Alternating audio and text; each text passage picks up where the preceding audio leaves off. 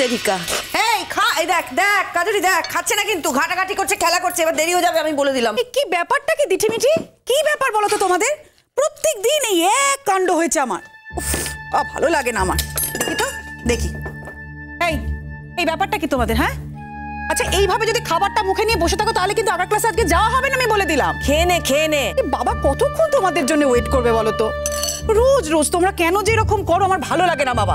প্রত্যেকদিন সকালবেলা ঘুম থেকে উঠতে লেট করবে আর ডেকে ডেকে আমি হয়রান হয়ে পড়ি। না চটপট করো। উফ, খাচ্ছি তো, গিলে গিলে খাবো নাকি? এই দেখি মিঠি, মিঠি এইভাবে কথা বললে কেন? তোমাকে আমি কতবার বারণ করেছি যে বড়দের মুখে মুখে এইভাবে কথা বলবে না। কথা জানে না তোমাদের? আচ্ছা এত বকছো কেন? সারাদিন তো আমাদের বকতেই থাকো। দিঠি, উফ, এইভাবে বকে বকে তো মিষ্টিকে বাড়ি থেকে তাড়িয়েছো, এখন আবার আমাদের পেছনে লেগেছো। মিঠি বাবা, কি রে মিঠি, হ্যাঁ এত কথা শিখে গেছিস? এই তো সেদিন জন্মালি, এর মধ্যে এত কথা, বাপ রে বাপ। বলবো না তো কি করবো?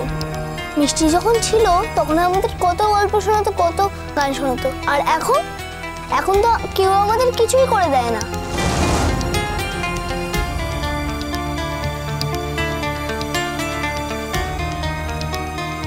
সারাদিন তো সবাই নিজেদের কাজ নিয়েই ব্যস্ত। মিঠি, মা আমাকে বেরোতে হবে। আরে আমাদের দিঠি মিঠির তো খুব কষ্ট হয়েছে মনে, কি করা যায় বলতো? আচ্ছা বেশ, আজ থেকে বরং আমি তোদের গল্প শোনাবো, খুশি তো? তোমার কাছ থেকে আমরা কোনো গল্প শুনতে চাই না।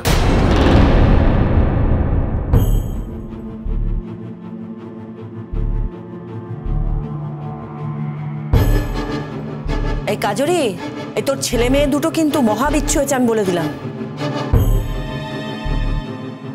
উস্তাদের মতো কথা বলতে শিখেছে এখন থেকে, দেখেছিস? কার সাথে কিভাবে কথা বলতে হয় সেটা শিখতে হবে তো নাকি? দিঠিমিঠি, এবার কিন্তু তোমাদের দুটো গালে আমি ঠাস ঠাস করে চড় কষাবো। কাজুরি, ওদের মারার কথা বলছো কেন? ওদের তো সত্যি কোনো দোষ নেই, আর সত্যি কথা বলাটা তো কারো দোষের ব্যাপার নয় না। কোনটা সত্যি দিদি ভাই? এখানে সত্যি মিথ্যের কথাটা উঠছে কোথা থেকে? ওদের তো এখন থেকে শিখতে হবে না কার সাথে কখন কিভাবে কথা বলতে হয়। কাম্মা, মানে দেখো, বাচ্চাদের উপর তো ফোর্স করা যায় না, না মানে ওদের কাকে ভালো লাগবে কাকে ভালো লাগবে না এটা তো ওরা নিজের মন থেকে বলে, এবং সত্যি কথাটা মুখের উপর বলতে ভয়ও পায় না। এটা যেদিন ওরা বলতে পারবে না সেদিন আর বাচ্চা থাকবে না, ওরা তখন বড় হয়ে যাবে। না না ঠিক আছে, ওরা তো ছোট, ওদের কথা আমি কিচ্ছু মনে করি না। না অদ্রিজা, কথাটা তোমার মনে করা নিয়ে হচ্ছে না, কথাটা সত্যি মিথ্যে নিয়ে হচ্ছে না। ও তাহলে তো মনে হচ্ছে আমি তোমাদের ছেলে মেয়েদের শাসন করতে বলে ভুল করেছি। হ্যাঁ, ওরা যা বলেছে তার মানে ঠিকই বলেছে। দেখো ছোট বৌদি, ওরা ওদের মনের কথাই বলেছে। বাচ্চা তো, সবাইকে যে ওদের পছন্দ হতে হবে তার তো কোনো মানে নেই। ওরা মেঘলাকে ভালোবাসতো, তাতে যেমন ওদের কোনো অন্যায় নেই, তেমনি মেঘলাও ওদের ভালোবাসতো, তাতে মেঘলারও কোনো অন্যায় নেই।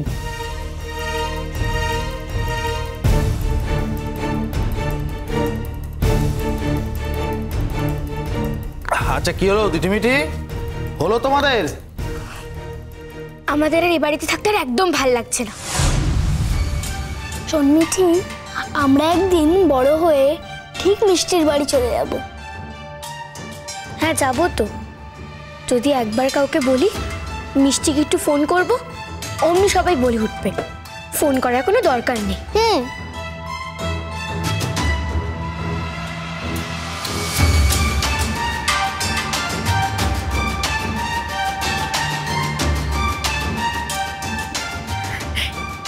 এ বাবা, আচ্ছা মিষ্টির বাড়ি মানে তো আমারও বাড়ি, তোরা যে আমার বাড়িতে যেতে চাস সেটা তো আগে কখনো বলিসনি। এই তো আমি বাড়ি থেকে ঘুরে এলাম। আচ্ছা ঠিক আছে, এরপরে যখন আমি যাব তখন তোদের দুজনকে নিয়ে যাব, কেমন? হ্যাপি? আমরা কি একবারও বলেছি আমরা তোমার সাথে যাব? মিঠি, আরে কি হচ্ছেটা কি দিঠিমিঠি? হলো, শেষ হলো তোমাদের? হয়েছে হয়েছে তো, তাড়াতাড়ি করো তো। এই তাড়াতাড়ি করতে পারলে উঠতে পারলে, ফিরে এসে আমাকে বেরোতে হবে আবার। এই দাদা ভাই, তুই আজকে হসপিটালে যাবি না? না না মানে ফিরে এসে কোথায় একটা যাওয়ার কথা বলছিলি তো, তাই জিজ্ঞেস করলাম। বেরোবো আমি আর কাজুরি, একটু কাজুরি মায়ের জন্মদিন, ওখানে যাবো। এই হলো, না আমি আসি। তুমি খেয়ে যাবে না? হসপিটালে খেয়ে নেবো। আচ্ছা তাতান দাঁড়াও, রোজ তোমার এই এক স্টাইল শুরু হচ্ছে, হসপিটালে খেয়ে নেবো, হসপিটালে খেয়ে নেবো। সুমিতা দি, তুমি তাড়াতাড়ি ওর জন্য হালকা করে কিছু বানাও তো। সকাল 10টা বাজে তাতান, খেয়াল আছে? এখনো তোমার ব্রেকফাস্ট হয়নি। এক মিনিট, তুমি দাঁড়াও সুমিতা দি, আমি করে দিচ্ছি। কেন? এখন যখন আমি চলে এসেছি তখন আমিই খেতে দিতে পারবো। তুমি অন্য কাজ করো না, আমি ঠিক করে দিতে পারবো।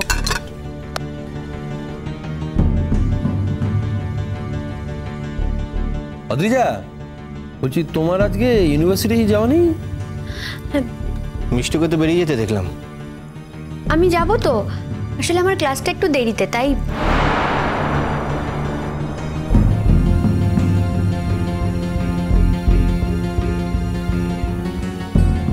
আজকালের মধ্যেই কোরিয়ারে মেঘলার ডিভোর্সের কাগজটা আসার কথা। আমি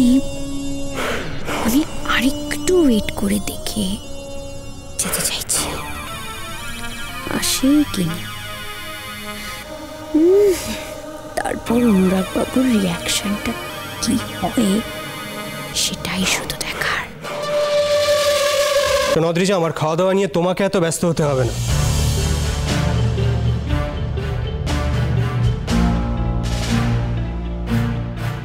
সেটা দেখার জন্য আমার মা আছে, বাড়িতে সুমিতা দি আছে, তারা দেখে নেবেন। তুমি বরং নিজের কাজে মন দাও।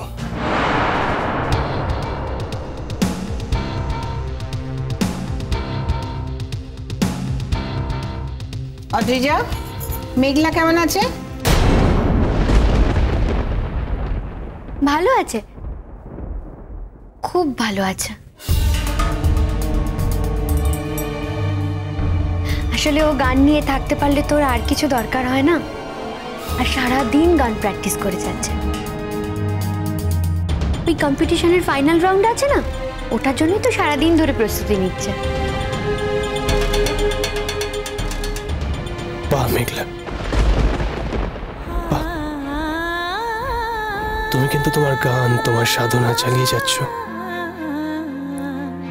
শুধু আমি আমার কাজটা ঠিক করে করতে পারছি না। এই একটা বুদ্ধির কাজ করেছে মেঘলা।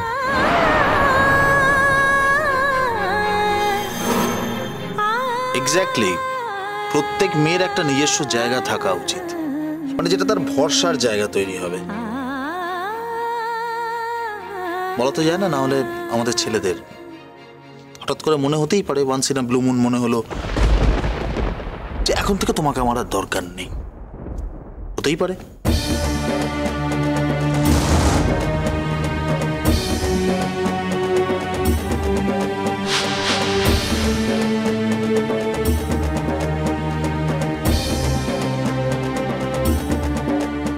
বা ধরো ঘুম থেকে উঠে একদিন বলা হলো যে সুটকেস গুছিয়ে নাও, আমি আর তোমার সঙ্গে থাকবো না, তুমি যাও।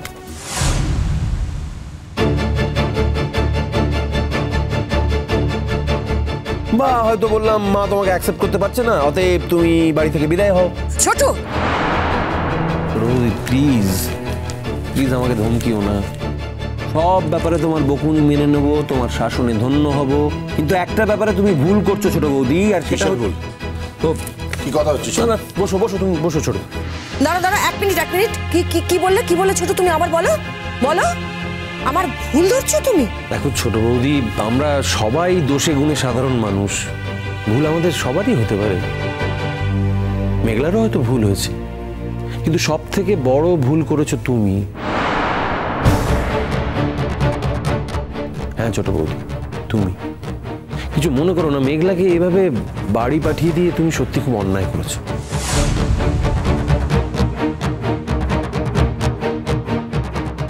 মেঘলাকে বাড়ি পাঠিয়ে তুমি অদ্রিজাকে বাড়িতে রেখেছো। আমার মনে হয় এটা তোমার আরো বড় ভুল হয়েছে।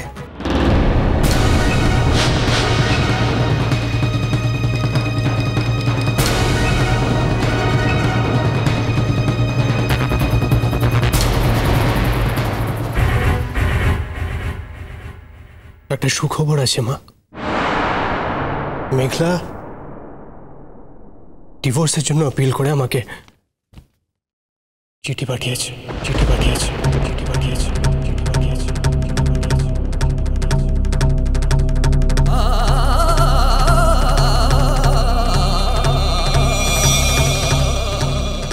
মেঘলা, মেঘলা কথা শোনো মা, দেখি কথা শোনো মেঘ। তুমি সরো না, সরো সরো সরো।